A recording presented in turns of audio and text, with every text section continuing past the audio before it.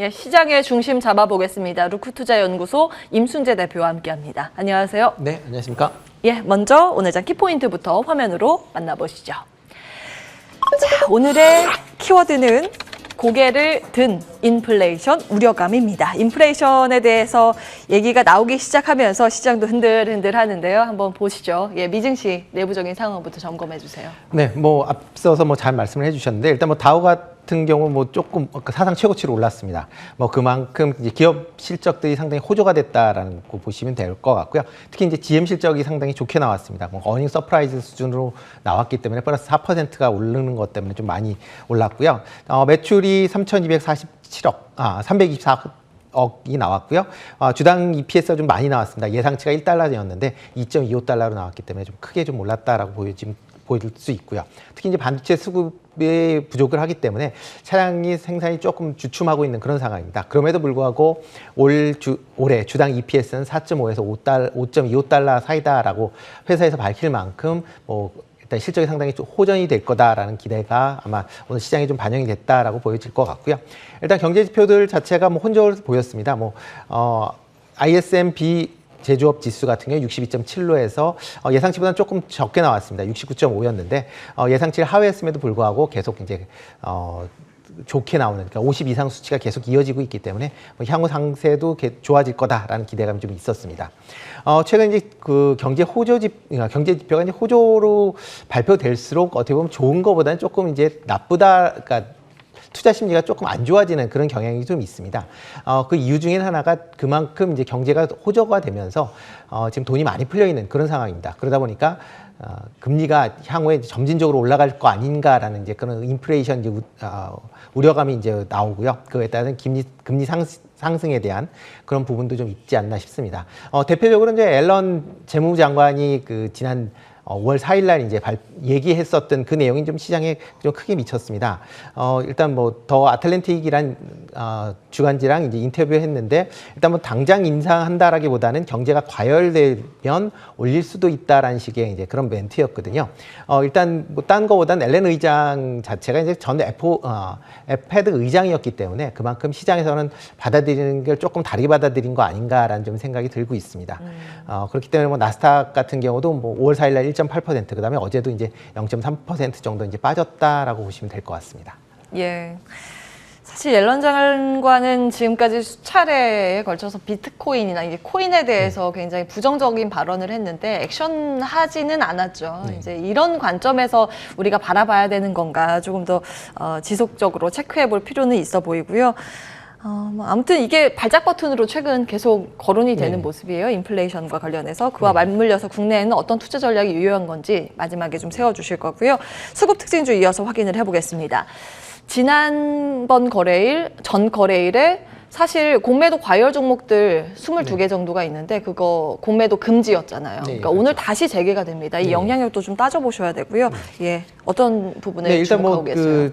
조금 더 그러니까 이어지지 않을까 싶습니다. 그러니까 22개에서 2개로 줄었기 때문에 조금 잦아드는 거 아니냐라고 이제 그런 좀 의견들도 있긴 하지만 아직까지는 좀 더 이번 주는 좀 더 지켜보셔야 되지 않을까라는 생각이 들고 있고요.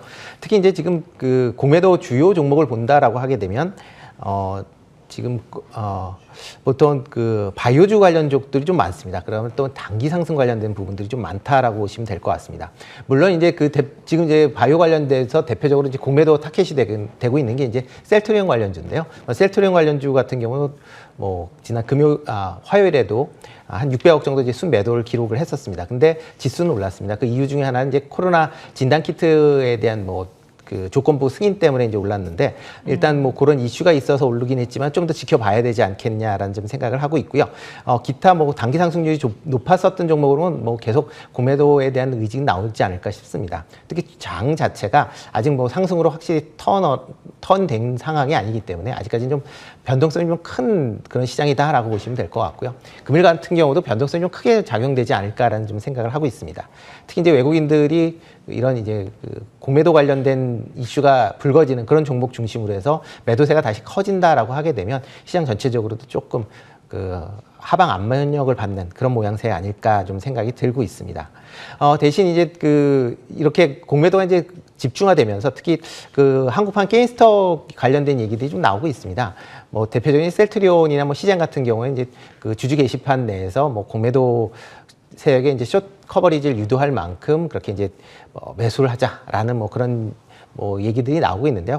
일단 그런 것들은 조금 더 지켜봐야 될 것 같습니다. 뭐 하루 이틀 갖고는 뭐 안 되는 거고요.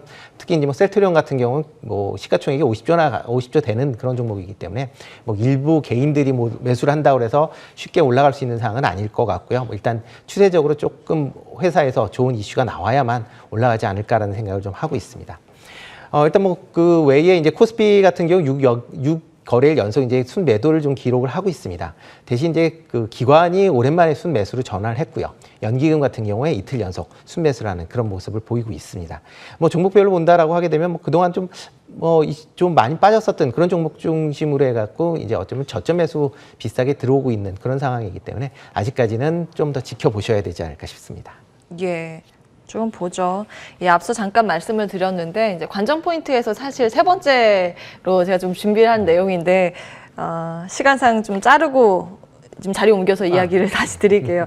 이제 4일에 공매도 과열 종목 22개가 이제 4일 동안 하루 동안 공매도가 금지가 됐었습니다. 이제 3일에 공매도가 워낙 거세고 뭐 주가 하락률이 컸던 22개 종목, 뭐 신풍제약이나 두산퓨얼셀, 롯데지주, 보령제약 등등이 여기에 좀 해당이 됐는데 그 종목에 대해서 공매도가 금지됐다가 오늘 다시 재개가 되기 때문에 특히 오후에 이제 호가창 보시면서 수급 상황 들여다보시고 공매도가 얼마나 다시 나오는지 여부는 따져보셔야겠습니다.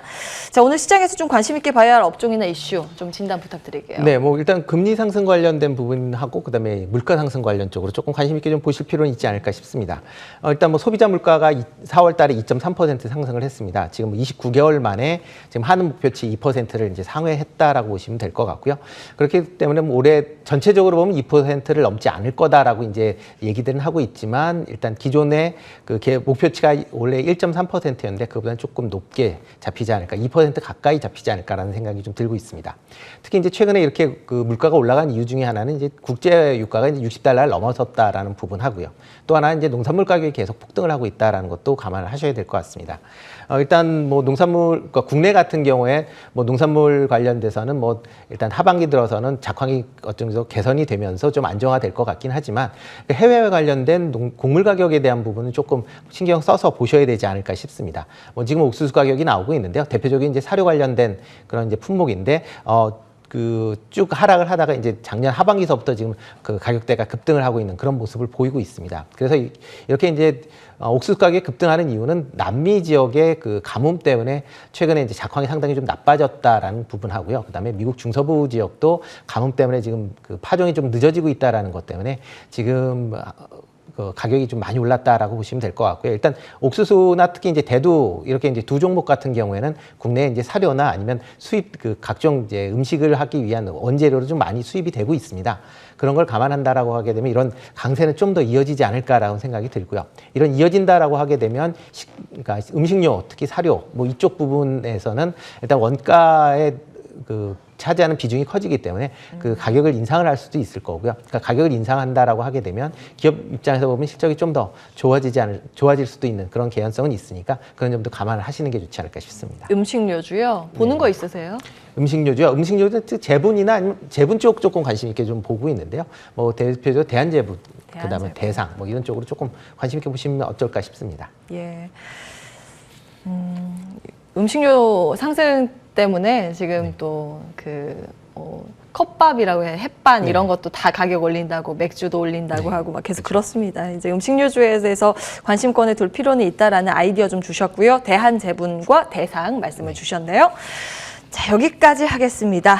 루크투자연구소 임순재 대표와 함께했습니다. 말씀 고맙습니다. 네, 고맙습니다.